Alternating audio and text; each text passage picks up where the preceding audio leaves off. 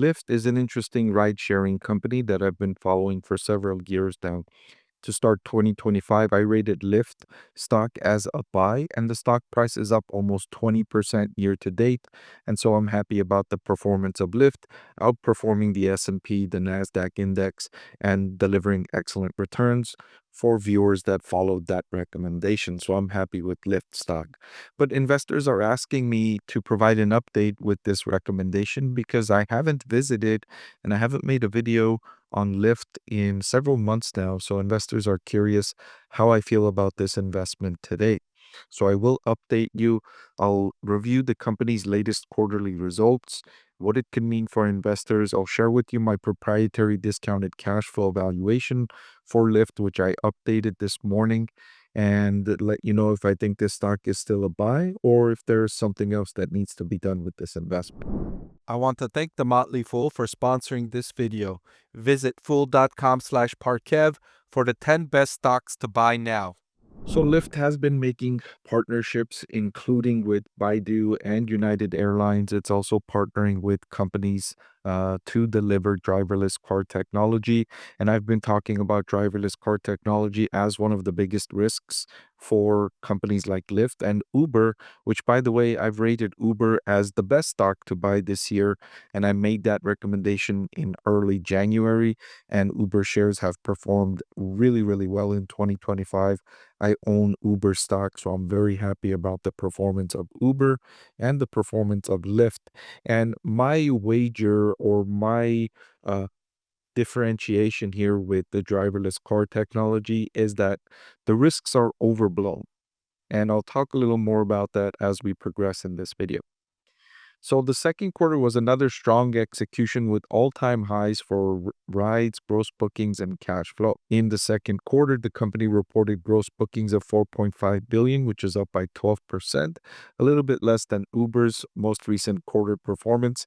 Revenue of 1.6 billion was up 11% year over year. Again, a little bit less than Uber's revenue growth performance. Adjusted EBITDA margin as a percentage of gross booking increased to 2.9%, up from 2.6%, and cash flow from operations jumped to 344 million compared to 276 million. On revenue, if you divide the cash flow from operations to revenue, they have a nearly 25% CFO to sales ratio, and that ratio is improving. And I've talked about that as one of the reasons why I like these rideshare companies.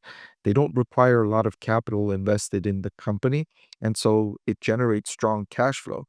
The cars that are used on Lyft's platform are provided by the drivers. Those are the assets worth tens of thousands of dollars that drivers willingly bring to Lyft. And Lyft gets to benefit from those assets, gets to generate a return on those assets without owning or paying for those assets. So that's a strong advantage of this business model for Lyft and for Uber, DoorDash, etc. All of these companies benefit from these assets that they don't have to pay for. They don't have to, at least they don't have to capitalize. They do, you can argue that they have to pay for it through the wages they pay the drivers that bring the cars to the platform. And that's true to some extent, but still, that's nowhere near the level of cost they would incur if they had to purchase these cars themselves rather than the drivers bringing these cars to the platform. So with that cash flow that doesn't need to be reinvested in the business, Lyft repurchased its shares, 12.8 million to be precise. They spent 200 million in the second quarter. So more than half of the cash flow, they generated 344 million in cash flow from operations. More than half of that they used to buy back their stock. And I usually take this to be a signal that the management team thinks the shares are undervalued and they are going out and buying back the stock because they see it as a prudent use of the company's capital. So overall, rides grew 14% year over year to 235 million, an all-time high, and ninth consecutive quarter of double-digit year-over-year growth. And active riders increased by 10% to 26.1 million. And I'm seeing this across the board.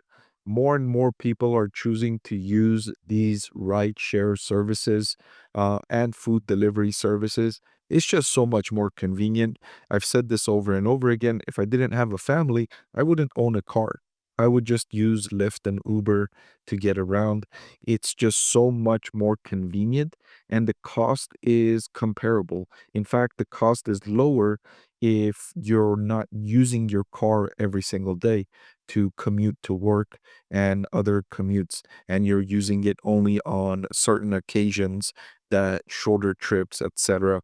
When you combine all of the cost of car ownership, including the monthly payments, the insurance, parking, registration, etc., maintenance, all of that, and you compare that to how much it would cost you to just use Uber or Lyft every month, uh, you would be surprised at the outcome of that calculation. I did that calculation myself, and it would be lower to use Uber or Lyft. Uh, and it's more convenient. And you don't have to put up a large investment or make a big commitment to purchase a car. If you don't have the money to buy a car, you have to finance it. Some of the younger people, they don't have good enough credit to finance a car. All of that just makes it so much more favorable for using these rideshare platforms, which brings me to my next point, the biggest point: driverless car technology. Now, a lot of investors are afraid of driverless car technology and how it's going to impact these rideshare companies. And I acknowledge that there is a risk that it could be devastating to these rideshare companies. However, the way I see the development of driverless car technology, uh, I don't see it becoming broadly available anytime soon. So, nowhere near in the next 5 years will this severely impact Lyft or Uber. 10 years down the line, still, I don't see a severely negative impact for Lyft and Uber. And one point I will make: as the development of driverless car technology improves and more of these driverless cars are on the road, and the cost is arguably lower, right? That's the only reason why um, driverless car technology will be devastating to companies like Lyft and Uber, is because the price per ride will be lower, right? If the only differentiating factor is the fact that there is no driver versus there is a driver, then it's not going to make much of a difference. There's going to be certain people that would prefer to be in a driverless car and some that would prefer to be in a car with a driver. And so it's not going to be devastating to the business in that case.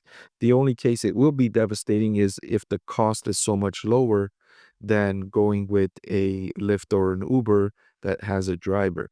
And in those cases, if the cost is so much lower and there's broad-based adoption of driverless car technology, car ownership will decline meaningfully. You'll see a lot less people owning cars and relying on driverless car technology to get them around, which will overall be a positive for Lyft and Uber. Driverless cars, I don't expect will be able to serve all cases. There might be cases where, there will be driverless cars. Maybe in your city, they'll only be allowed to be on the streets and not on the highways. Maybe they'll only be allowed to go 30 miles per hour or 40 miles per hour. Maybe they won't be allowed to operate in darkness. Maybe they won't be allowed to operate when it's raining. Maybe they won't be allowed to operate when the sun is a certain brightness, and et cetera, right? So I don't think they will be able to serve every single use case. And so you'll need real drivers, and you'll need Lyft and Uber, and the overall size of the pie will be so much larger because so many fewer households will own vehicles if driverless car technology becomes broadly available and used by so many people because the price is so much lower. So my thesis here for these rideshare companies has been that driverless technology poses a risk on the downside, to be sure, but it also has upside potential for Lyft and Uber. But the market is pricing these stocks as if that risk is only downside. So that's why I've had these companies rated as buys, and that's why they've worked they performed really well so far in 2025. Lyft is now trading at a forward price to earnings of just 11.76. And when I look at my proprietary DCF calculation for Lyft, I've calculated a fair value at $17.38, current market price at $15.44. It looks undervalued in both valuation perspectives. And so I am updating my buy recommendation for Lyft stock today, reiterating that I believe this stock is a buy at current market prices. Hey everyone, I'm excited to announce that my book is finally available for sale. I've been working on it for more than a year now, so I'm really excited to finally share this with you now. It goes through my framework for evaluating stocks. Some of you often ask why I like this stock or why I like the other stock, and this framework provides you the things that I look at when I'm evaluating stocks. I've added the link in the description below.